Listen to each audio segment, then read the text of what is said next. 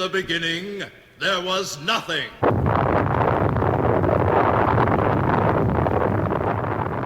Not even thunder. Sorry about that. There was nothing but silence and blackness. Dark and foreboding blackness. And then there was light. And over the silence was heard a rumble. Rumble, rumble, rumble. And the rumbling grew louder. Rumble, rumble, rumble. And then there appeared in the sky a giant maple leaf. And it descended to the earth. And as it descended, it made rocks to fly up, and even dirt and bushes, and it put water on the land. Ding, ding. And it made grass and flowers and even trees.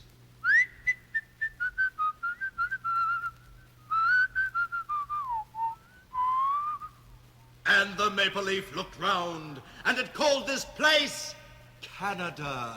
And the land was bountiful. It brought forth all things Canadian. And these things were called cold and ice and wind and snow and fog. And thunder.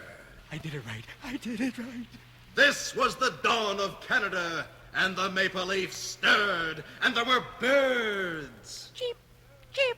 And the maple leaf sighed, and there were animals. Moo, moo, meow, meow. Oink, oink.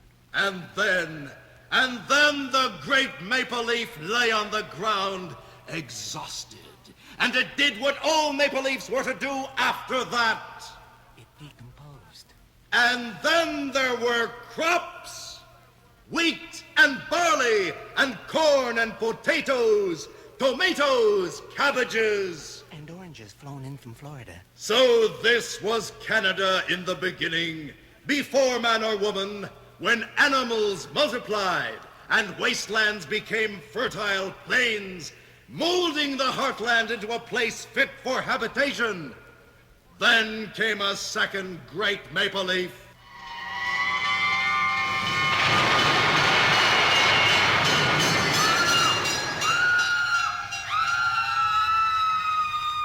And this maple leaf cast its shadow over the land, and it was extremely angry. What did it come for?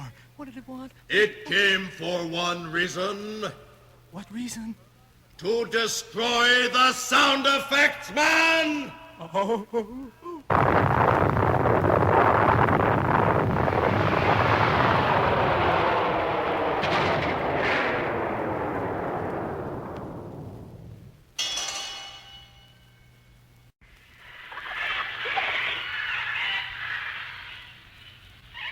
We take you to the Canadian Stone Age, and here in a clearing in the prehistoric forest, we see a caveman returning from the hunt.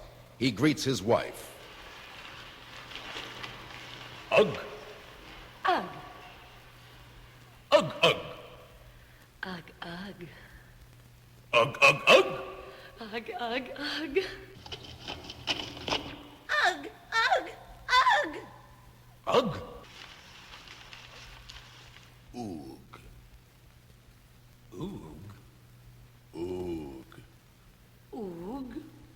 Oog. Oog. Oog? Oog. Oh, oog. French Canadian, huh?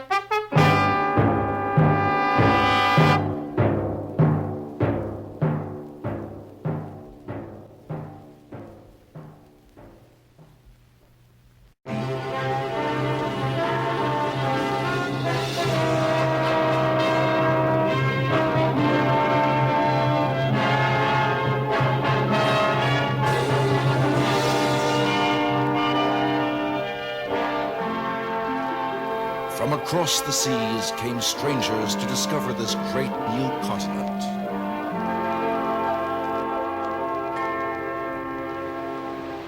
Go, you scurvy Danes! Go! In, out, in, out! Olaf, How long have we been at sea now? Well, I just put another notch in the bow. What bow? It's all whittled away. Well, I guess we've been out longer than I thought. Well, I'll tell you, I'm just getting sick and tired of all this rowing. Oh, why doesn't Leaf use the sails? Don't you remember? We ate them last week. Oh, yes, of course. Oh, that was the day we had the choux flambeau for dessert. Right. I remember because that was the day that Leaf kept cracking those cornball jokes about fillet of sole and jellied heels. Hey, you two down there, row, you scubby Danes, row! In, out. Hey, Olaf, what made you take this cruise? Oh, I don't know. I was just sitting around Oslo doing nothing, and I thought that an ocean voyage would do me good. Yeah, well, I'll tell you, I didn't expect much from this tourist class. Oh, but this is ridiculous. Keep rowing! Well, at least we're on 3 meals a day.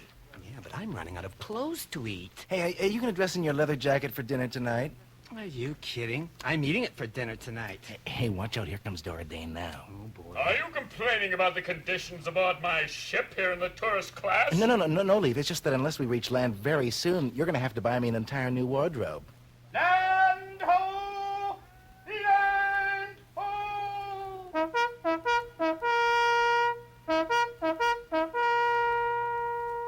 There it is! I knew there was land out there somewhere! Hey, look. You can see green fields and rushing waters. Oh, can you see any roast beef sandwiches? Is that all you think of? Listen, don't you understand that we've discovered a great new land no white man has ever set foot on before? Where's the purser? Purser! Purser, give these passengers their personal belongings. We're going ashore. Good heavens, he's eaten my passport. First mate, lower the dinghy. Not that, too. Okay, we'll just have to swim for it.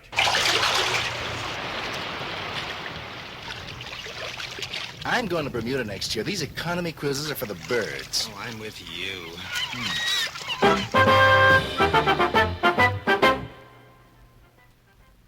In the early days of colonial settlement, the stalwart British redcoat helped defend the pioneers. Sometimes everything went wrong for these soldiers, as in this case. In the middle of the Indian camp, tied to a stake, is a single redcoat soldier. So, you think you've got me, do you? You red devils? Well, let me tell you something. I'm Private Higgins of Her Majesty's Royal Fusiliers, see? And I'm a soldier of the line. And if you think that the British Army is going to stand by and see even one of its soldiers suffer, then you've got another thing coming. I'll tell you something. Very soon, coming over that hill will be my whole brigade. And the entire force of men coming to rescue me. Their red coats will be pressed and their bayonets will be flashing in the moonlight. And then you'll... Hear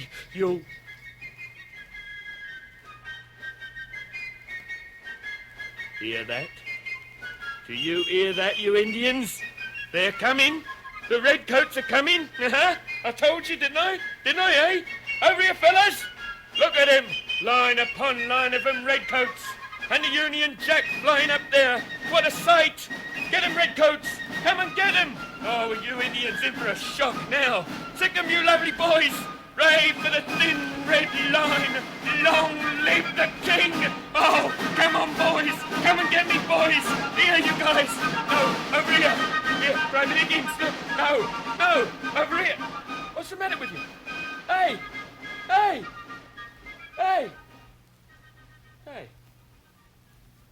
Whew. You lousy redcoats.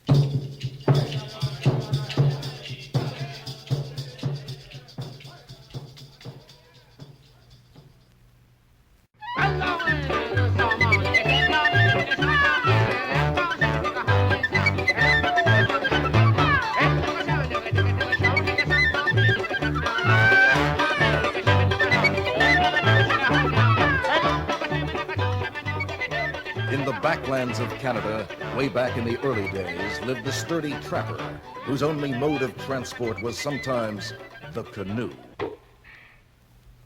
Fred! Look, Fred, you can't go out trapping today. Just look at the water in the river. It's much too rough. Marie, I've got to go. We're getting low on supplies. All we got left is salt beef, salt mutton, salt lamb. What? We're living on salt. Why, we're even starting to put salt in our sugar. Well, at least if you're going out on that river, get a new canoe. That thing you've got now has more leaks in it than the Welsh Fusiliers. Well, it's done me all right traveling up and down the Saskatchewan River. So it's an economy canoe. With an engine in the back, you get more traction. That's the trouble, Fred. Last Indian you had in the back was too heavy on the fuel. That is true. 5 gallons of fire water a mile is heavy, heavy. Okay, dear, you've talked me into it. We'll buy a new canoe. Well, let's go down to the canoe dealers right now.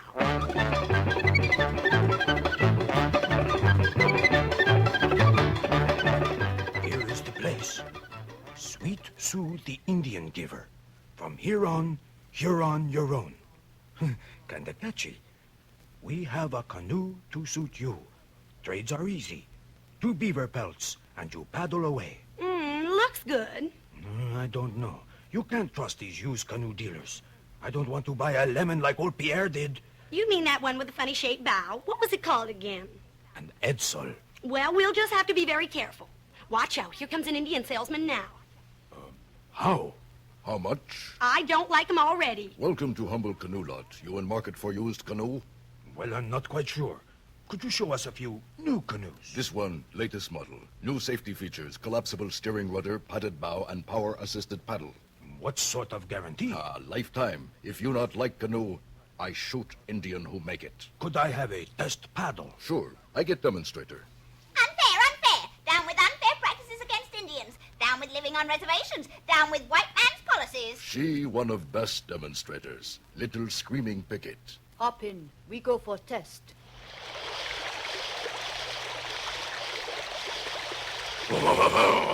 This is great. So smooth over the rocks. Okay, I'll take it.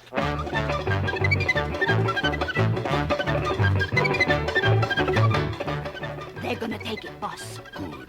Thank you, little screaming picket. You may have rest of afternoon off. See you later. I go Maple Leaf Garden Stockade. Do a little scalping. That squaw have no scruples. Poor kid. Must be tough going through life without all your scruples. When can we have delivery of our new canoe? Well, this imported model take 2 suns, 2 moons. That long, eh? Yes, take my 2 sons to get it. Half moon and full moon. They good boys. Okay. What about our trade-in? Tell you what. Until new model get here, why don't you paddle your own canoe? I wish I had said that. And now we cross to the Plains of Abraham for complete coverage of today's battle.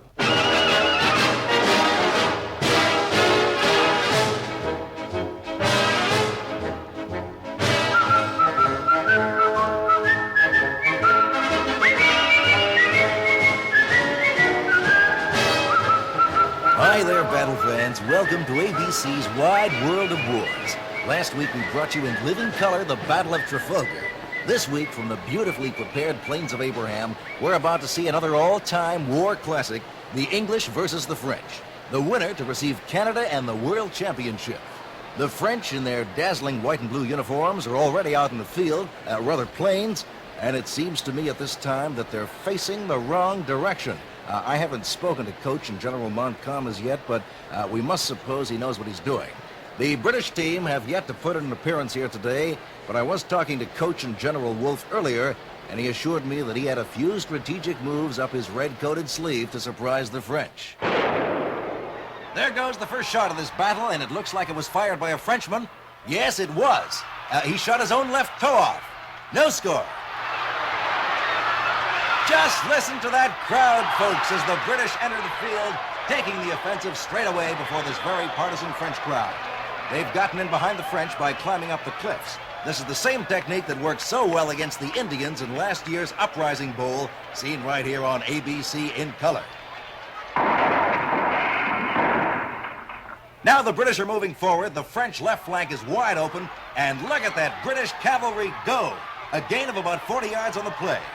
Yes, there's no doubt, folks, that Wolfe's idea of trading his Dutch mercenaries for Prussian cavalry has really paid off handsomely here today, as it did in the Army-Navy game at Waterloo for Wellington. 6 points for the British now, but the French are coming back stronger. Montcalm has brought up his big guns, and the French have a first down near the halfway line. First down for the French. A redcoat has bitten the dust, He's being helped from the field now, and what a colorful sight he is. The French are pushing their advantage, gaining ground now. Just a word about the halftime show here today. As a timeout is called by the British who wish to regroup, we have another fine halftime show, folks. The Quebec City Drum Majorettes will be here to entertain us. We all remember them from the Huron Uprising and the Iroquois massacres seen over this network last season. Wolf has done it again, battle fans. The big red offense is driven deep into French territory, and they have only inches to go for that big first down. Hold it, they're taking a measurement. And there it is, 6 feet, 3.5. Another French dragoon bites the dust. Now that second down, 30,000 horsemen to go. That was the gun for halftime, and it killed the line judge. We're going to switch over now to the respective dressing areas and field hospitals for comments from both sides here today at the beautiful Plains of Abraham. First, let's go down to the Redcoat Strategy headquarters and commentator Pierre Lamont. Merci, Kurt. This is Pierre Lamont. I am being held prisoner here by the British Army. Tell me, Sergeant, how are things out there? Well, they're putting up a good fight, but we've got them licked, I think. I don't think the French have the power they used to have when I was fighting for them. Then you are a mercenary. All my life. What squad did you transfer from? The best. You mean... Right, Notre Dame. Right now, folks, we cross back to the French side and Henry Smugridge. Hank? This is Henry Smugridge being held prisoner by the French. How's the battle going for you, Private? We are surprised at the beginning, no? And now we have to bring our strong front line forward, oui? Yeah. Jean Bellevaux, Henri Richard, and Jean Ferguson. Isn't he British, though? I mean, the name sounds British. So that's where they've been getting their information, low. And now this is Henry Smugridge back to Kurt. Thanks, Hank. And as the war continues, we see that the French are giving ground gradually. The British are pressing their advantage. Here's a defender being taken off right now. Sir, what happened out there? There were cannons to the left of me, cannons to the right of me. Into the Valley of Death rode the 399. Shouldn't that be 400? No, Private Monet forgot his horse. Folks, there's a white flag on the play. A timeout has been called in the war. It's a truce. Let's go down to Henry Smugridge once again. Hank? Thanks, Kurt. I'm lying here on this stretcher, critically wounded, talking to a Swiss mercenary. I want to know what the flag on the play was for. The French had too many soldiers on the field, Dunkov! Well, that seems to have been cleared up now, and owing to extreme loss of blood, I'll pass you back to Kurt. Oh, the pain. Thanks, Hank, for a job well done. You know, folks, Hank always manages to leave just a little bit of himself at each of these wars, and we all know that he's got a keen eye for his story. Pity about the other one.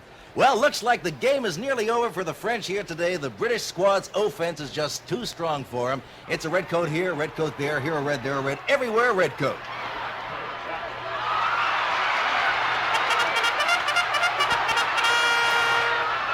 There goes the British infantry into the end zone, and it's victory! This is ABC's Wide World of Wars, coming to you live and direct from the beautiful Plains of Abraham, just outside picturesque Quebec City, Canada. Right, folks, this marks the first time that the French have been defeated on their home ground before a home crowd. And I think we can all agree that it's a defeat the French won't forget in a hurry. Right now, let's take time out for this word. All the soldiers in today's war are using the new ouchless band-aids. Here is a demonstration. This soldier here is using an ordinary band-aid, and this soldier here is using a new ouchless band-aid. Now, I will tear off this band-aid. Ouch! And now, the ouchless one. Ouch! Yeah, you hadn't set my bayonet.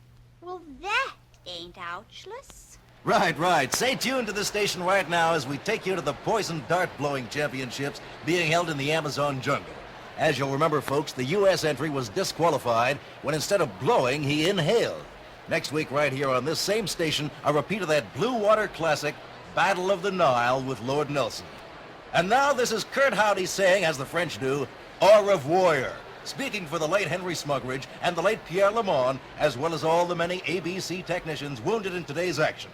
Good luck, good wars, and so long. It's been a pleasure.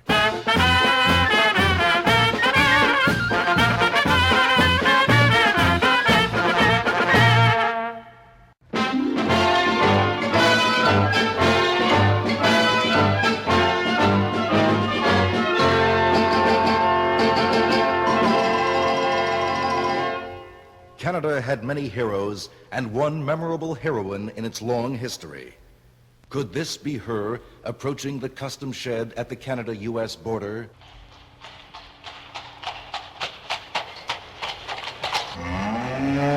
Stop for Canadian customs clearance, please, madam. Here, can I hold your cow? Thank you. Right now. Just a few questions. My name's Laura Secord. I'm in a bit of a hurry. Aren't we all these days? Do you have anything to declare? Well, yes, I do. The Americans are coming! The Americans are coming! No, I don't mean vocally. I mean, do you have anything in your little carpet bag there? No, I don't. Look, this is really urgent. I have to see the garrison commander at the fort. Miss, your private affairs are of no consequence to me. Now, would you open your bag, please? Oh, dear. Very well, then here. Aha! Chocolates? Did you buy them in the United States? No, I made them myself. I have a franchise. You know, buy Canadian and all that jazz. Very commendable. Did you try to sell these in the United States? No, they were a gift to a soldier in return for some information, but I didn't have to give it to him. Look, young man, I don't like to rush you, but do you know the Americans are coming? The Americans are coming! No, I don't think so, but if you hum a couple of bars, I might be able to pick it up. You don't understand. They're attacking our country. Have you been drinking in one of those bars or taverns in Buffalo again? And stop your cow from eating my rubber stamps. Look, we have a new form for you to fill in. You have to answer a few simple questions. Has there ever been any insanity in your family? No. Have any members of your family ever been a communist? No. Has any member of your family ever taken fits? Yes. Yes? Me! I'm going to take a fit unless you let me through. There's a war on! Now, about this cow. What about this cow? Well, I have to ask some questions. Did this cow ever have rabies? Cows don't have rabies. No rabies. How about foot and mouth? 4 feet and 1 mouth. No, I mean the disease. No. Has there ever been any insanity in this cow's family? No, and its father wasn't a communist. Oh, what makes you say that? Every time he saw red, he got mad. That's what I like to see. Patriotic bull. Okay, November 1812. Sign here, please. Now, what are you saying, miss? We're at war with the United States, you stupid idiot! The Americans are coming! The Americans are coming!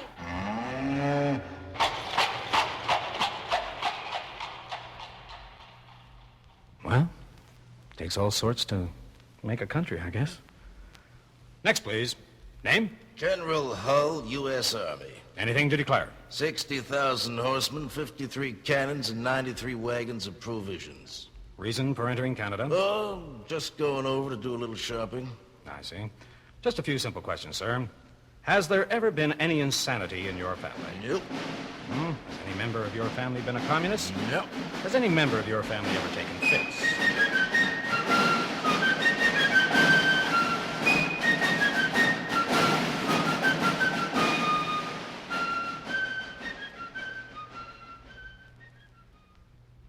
Canada's own sport, hockey, has been criticized down through the years for being rough. But what must the first season of the NHL have been like?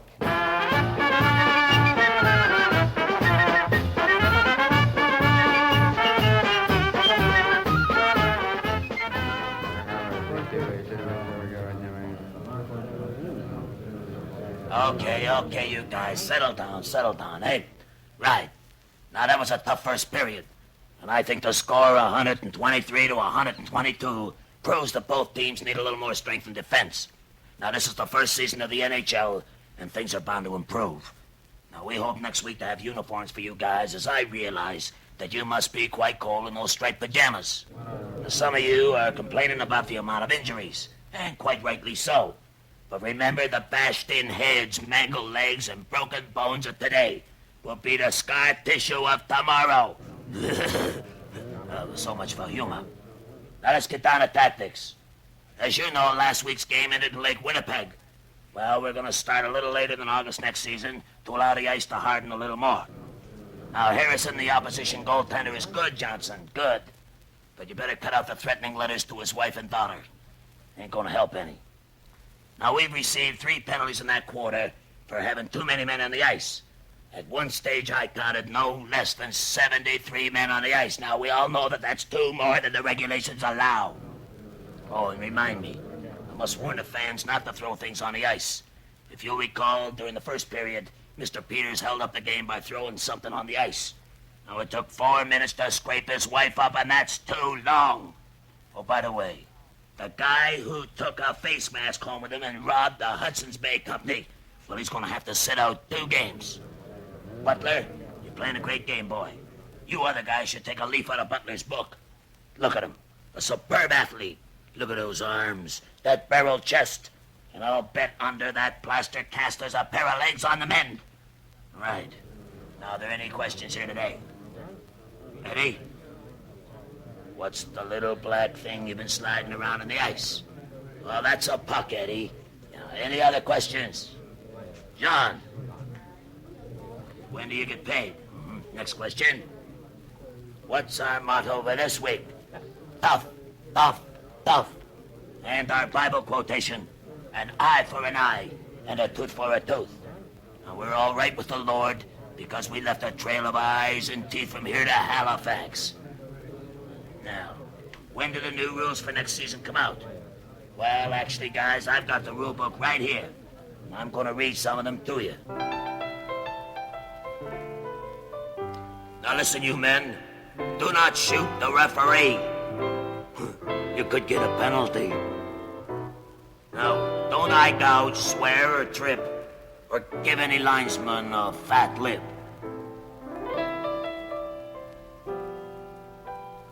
There's no boxing goalie's ears, or reducing them guys to tears.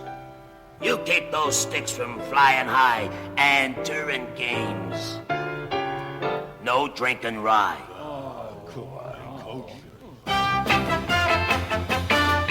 They're taking all the fun right out of hockey. We want to see the blood flow once again. We'd love to hear them crunch of a well-delivered punch as music to the ears of hockey men. They're ruining the image of our players. They'll all be little angels by and by. We'll never hear the thud or see a drop of blood, and no one will be given a black eye. So long before these things can really happen, we'll have to write a letter, can't you see? And ask them to restore our favorite blood and gore before someone invents a color TV. In the north, in the south, in the east and in the west of this great land, a new kind of law enforcement took shape. Whoa! All right, Two-Gun Armstrong, reach for the sky. That's Constable Renfrew of the Royal Canadian Mounted Police here. And remember, Armstrong, a Mountie always gets his man. It's too late, Renfrew. I've already been taken prisoner. See you later. With a surge of power and a mighty roar, the masked Avenger strikes again!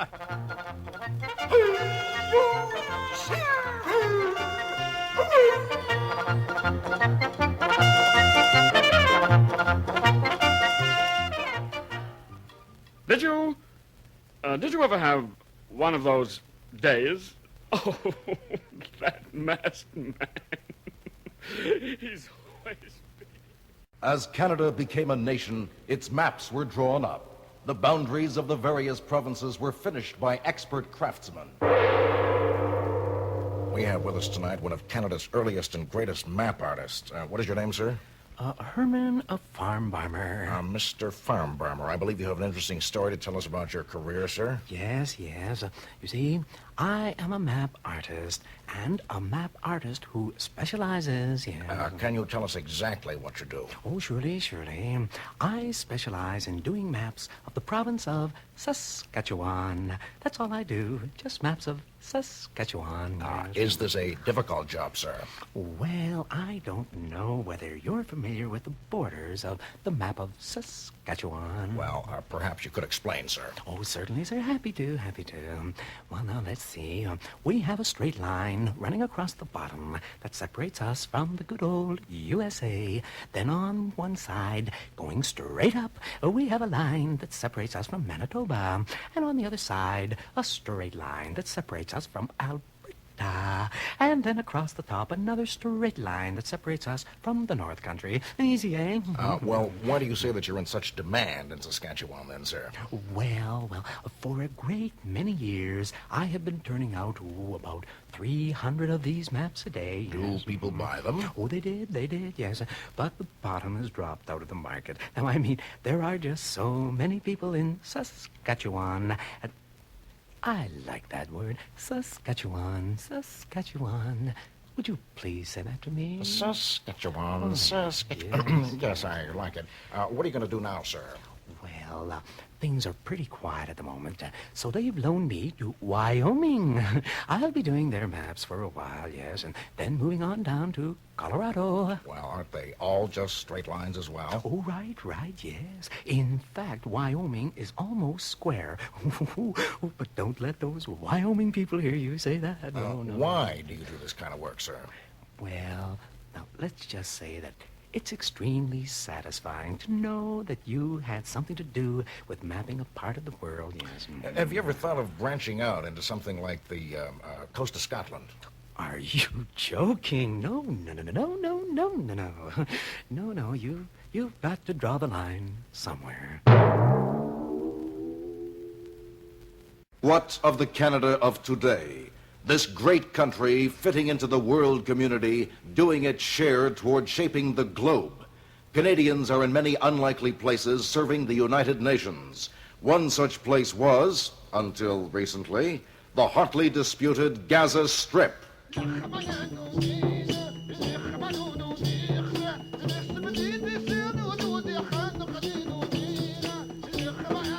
Sir, I found this Arab girl crossing over the demilitarized zone. She was carrying a bomb load. Good work, Corporal Lovat. Now, at last, we Canadian forces here in Gaza have some proof of Arab infiltration. Excuse me, sir. I just found this Israeli girl crossing over the demilitarized zone. She was carrying a bomb, sir. Good work, Private Smith. Now we've got proof about the infiltration from the Israelis, too. I just don't understand why you two nations tear at each other the way you do. Why can't you live in peaceful harmony? Now, you, Israeli, what's your name? Ruby Goldfarb from the Bronx. I got a delicatessen. And what were you doing in Israel after dark with a live bomb? Moonlighting. What division are you with? You kidding? I know my rights. You get my name and serial number, nothing else. And you, Syrian, what's your name? Flower of the desert. First name. Irving. Irving? My father wanted a boy. I have a report to make out to the United Nations. An Arab girl caught by Corporal Lovat, L-U-V-U-T. That's 2 T's and an E on the end there, Captain. Did I hear a voice speaking to me? Don't tell me how to spell corporal. You may spell it with 2 T's and an E in the French-Canadian language, but I am writing this report out in English, the tongue of the Canadian majority. Request the permission to reply there, please, sir. Granted. I beg your pardon, Corporal. Consider yourself under close arrest. Well, seeing now I have nothing to lose, then I want to tell you 2 things. 1, we got a better city memorial than you have in Toronto or anywhere. How dare you? And secondly, we got a better hockey team there. Say, Israeli, that captain, has his face gone red? It must have been something he ate. This is a bad time of the year for goat's eyes. I don't care about rank, Lovat. Put up your fists, Frenchie. Delighted English. You better get out of the way, Israeli. Hey, how do you like cabbage rolls? Oh, I love them. They're delicious, but they aren't kosher. We've got a clean, efficient subway in Toronto. Ours is better. We've got Yorkville. We got Mountain Street.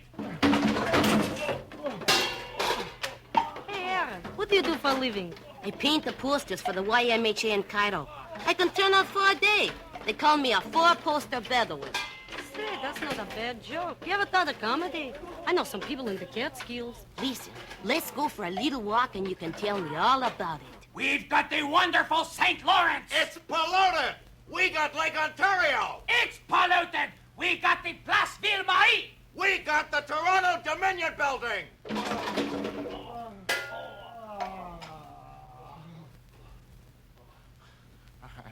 I've had it, Corporal. I can't move. I can't move either. Now, let's stop, Corporal, please. Okay. We shouldn't be fighting, Corporal. Both our cultures have their good points. Sure.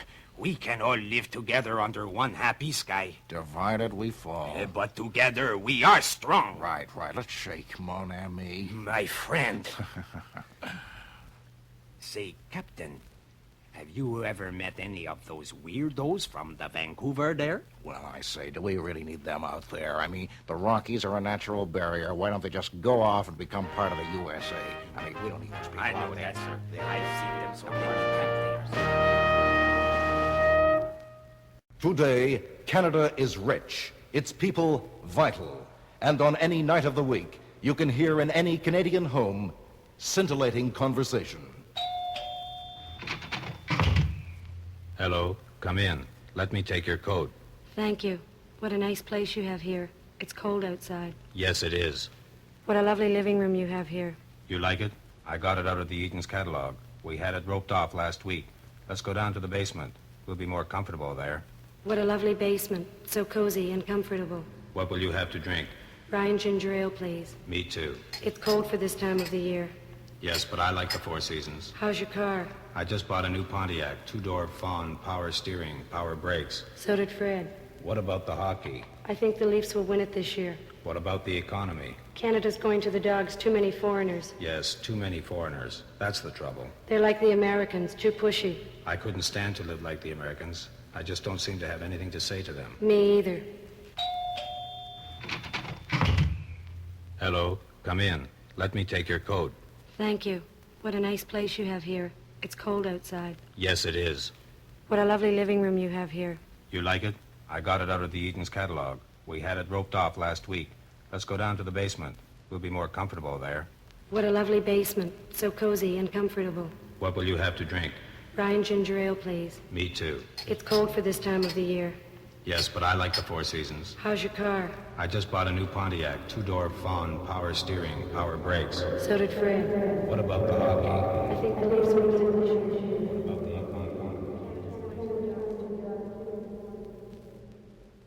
Today, a nation stands at the end of its first 100 years of Confederation. It's fitting that we visit Canada's capital, Ottawa.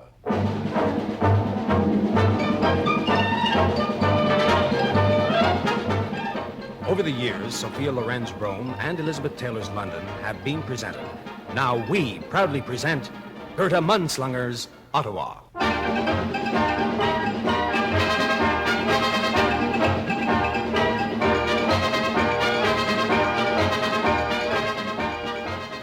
Hello, everybody. I am speaking to you from Ottawa. It is my pleasure to take you on a guided tour of this fabulous city where I spent some of the happiest days of my life.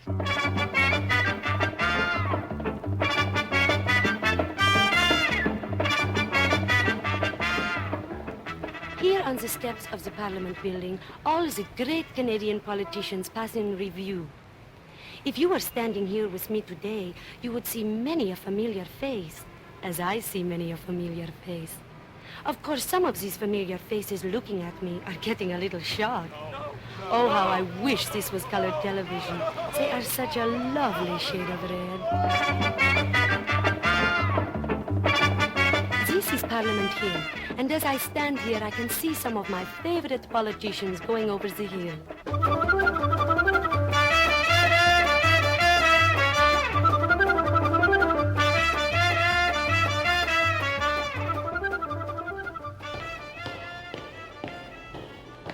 Inside these hallowed halls, as we walk along, I can remember again the fantastic amount of business that goes on in here.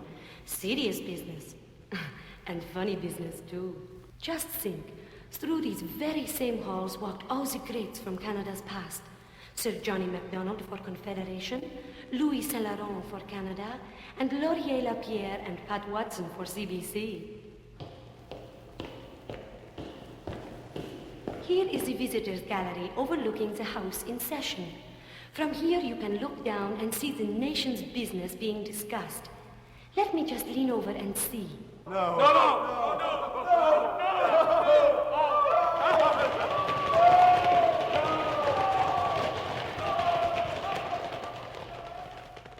That's funny. They all left and and it's not even lunchtime.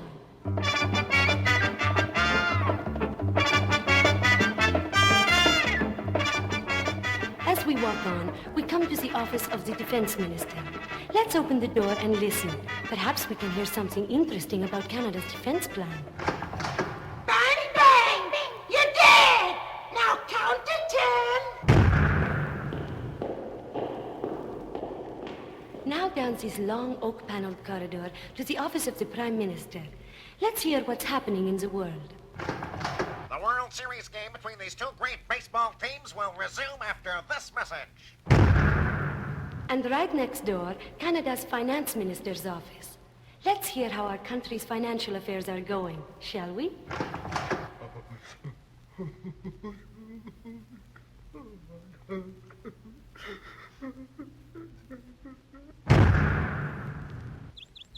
And so we walk again into the bright Ottawa sunshine.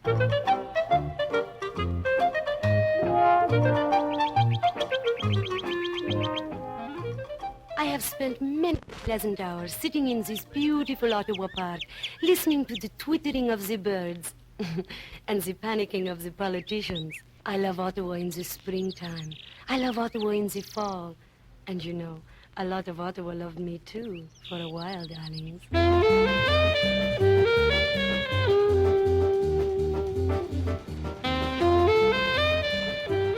Then there's the Ottawa nightlife. Not very exciting, you may think. Well, I know differently. Let's go into this little go-go club and find out who's there. Well, it's a little dark down here, but I can see a few faces. There's the member for... And there's the senator for... And over in the corner, it's... And look who's playing. It's an old friend of mine on the saxophone. Yoo-hoo, Louie!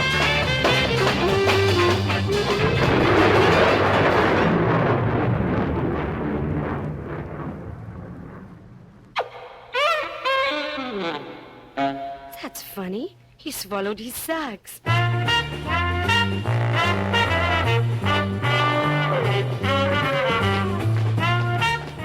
The changing of the guard here in Ottawa is most impressive looking. The guards in their red coats and busbies are a fine sight. The guards now on duty were here when I lived in Ottawa. Maybe if I stand here, they will see me as they pass. You guards, it's me. No.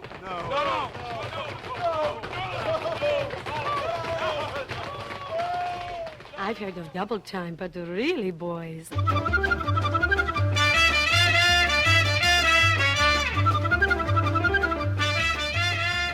Well, here we are in bustling downtown Ottawa.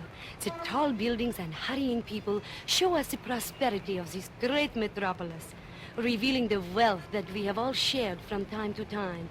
The cab drivers. Hi, Max. Hello, Louie. Hi, Bill.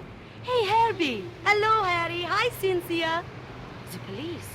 Hi, Fuzz. And there's someone I know from the Justice Department just coming around the corner in his car. Yoo-hoo!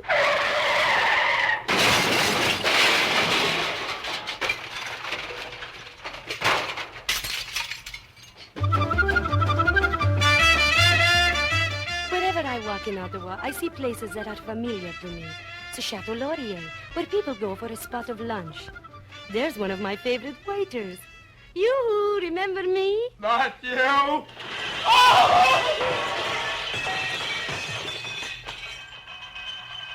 Silly boy, he went in the outdoor.